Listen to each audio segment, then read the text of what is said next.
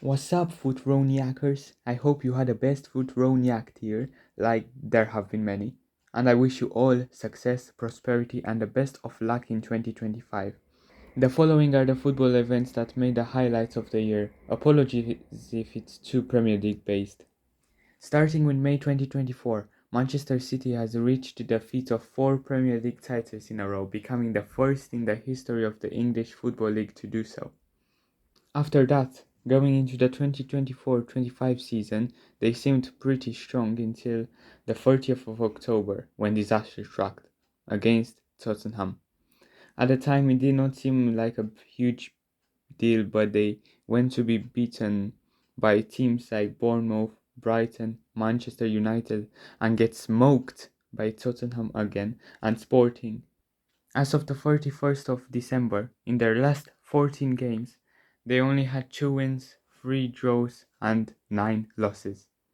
All seem to point the finger at one guy. These losses, and some blame Guardiola.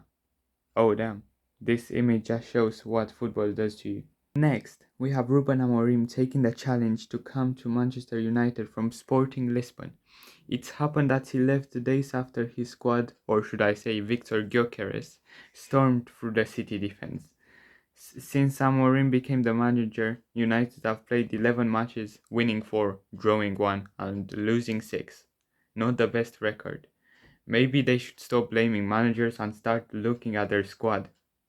2024 has also seen the Euros taking place in Germany and La Roja, or the Spanish national team, being crowned the victors. A thrilling competition with 117 goals scored. There were also quite a lot of records being broken, listed below. Luka Modric became the oldest player to score at the Euros at 38 years and 289 days old against Italy in the group stage. Nedim Bayrami, an Albanian international, scored the fastest goal in the European Championship history, taking him only 23 seconds to score against Italy in the group stage. Cole Palmer broke 2 records by scoring in the Euro final. No wonder we call him Cold. He became the fastest substitute to score in the Euro final after only 142 seconds of being on the pitch. Palmer also broke the record for the youngest substitute to score in the Euro final at 22 years and 69 days old. Pepe, a Portuguese international who seems to be forgotten by the world, had broken the record for the oldest player to make an appearance in a Euro match at 41 years and 130 days old. Lamine Yamal, the youngest GOAT in the Spanish squad, broke 3 records at the tournament: youngest player to play in a Euro match, the youngest to score in a Euro match, and the youngest to ever feature in the final. Making the headlines in English football 1 month ago was David Coote, the English referee who got suspended after using inappropriate language about Jurgen Klopp in a video that was sent in a group chat and then online. In my opinion, I understand the decision for him being suspended, but we need to consider the fact that he was drunk and his so-called friends recorded him. My point is that any other referee could have had the same opinion but not ended up being recorded while being under the influence. The Invincibles never loosen. That is what we have called Bayer Leverkusen in the 23-24 season.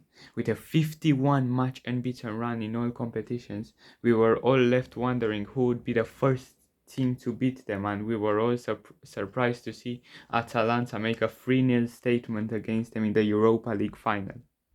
In June, Real Madrid have stated that Kylian Mbappe has signed a 5-year contract with the club. Everyone thought that they would surely win the league now with this formation, but Barcelona proved to be just a bit better than them this season until the 21st of December, when Atletico managed to get the top spot by a point. Coming back to the Premier League yet again, we need to talk about Nottingham Forest's impressive run this season, currently being on a 5-match winning streak and only losing 4 matches this Premier League season. They stand second at the end of 2024. Impressive, considering last season they finished 17th. Speaking of surprises, San Marino made history this year with their first wins in 20 years. As of December, their overall record are the following: total games played 216, wins 3, draws 11, losses 202. They have scored 48 goals and conceded 851. Despite this, they managed to top their League D Nations League group this season. A link to the video about that is in the description. Finally, before you fall asleep and blame my video for missing out on the fireworks between the years, we have to admit that it took us too long to see the resemblance between Jack Grealish and Jota Silva. Are they secretly twins? Let me know in the comments.